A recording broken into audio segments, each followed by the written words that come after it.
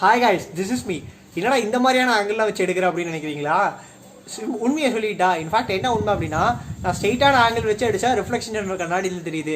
கண்ணாடி போடாமல் நான் வீடியோ எடுத்தேன்னா அது நானானே உங்களுக்கு தெரியாது. ஸோ இந்த காரணத்தால தான் இந்த ஒரு ஆங்கிள்.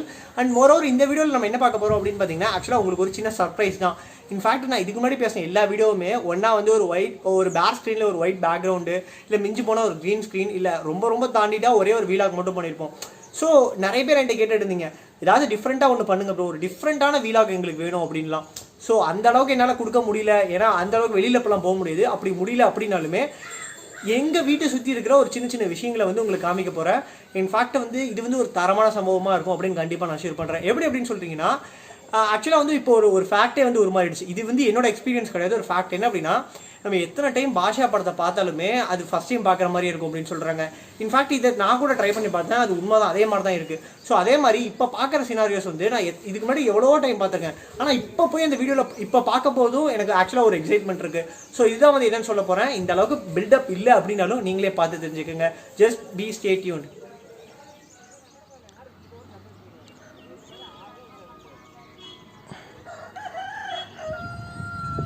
அதாவது நம்மக்கிட்ட வந்து ஒரு கொஷின் வந்துச்சு.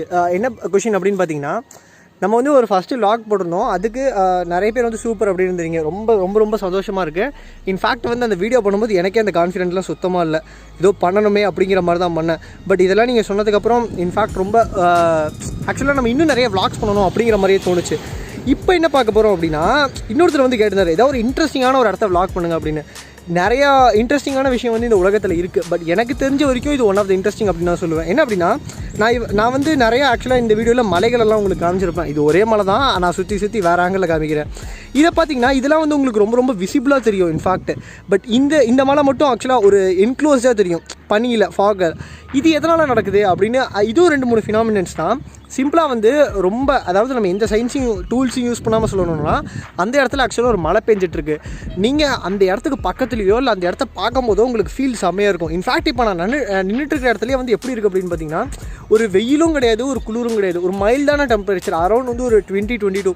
அதெல்லாம் எவ்வளோ நம்ம பணம் கொடுத்தாலும், இன்ஃபேக்ட் வந்து எனக்கே தான் தோணுச்சு, நம்ம என்ன தான் சம்பாரிச்சு என்ன தான் வந்தாலும், இல்லை வரலாலும், இல்லை ஒன்றுமே இல்லாமல் போனாலும், இந்த மாதிரியான திங்ஸோட ஒரு எக்ஸ்பீரியன்ஸும் சரி, இல்லை நம்மளுக்கு வந்து நம்ம சும்மா இருக்கும்போது நினச்சிட்டு இருக்கோன்னா, இல்லை இந்த வீடியோ நான் இதுக்கப்புறம் பார்க்குறேன்னா அது ஒரு நெக்ஸ்ட் லெவல் ஃபீல் தான்.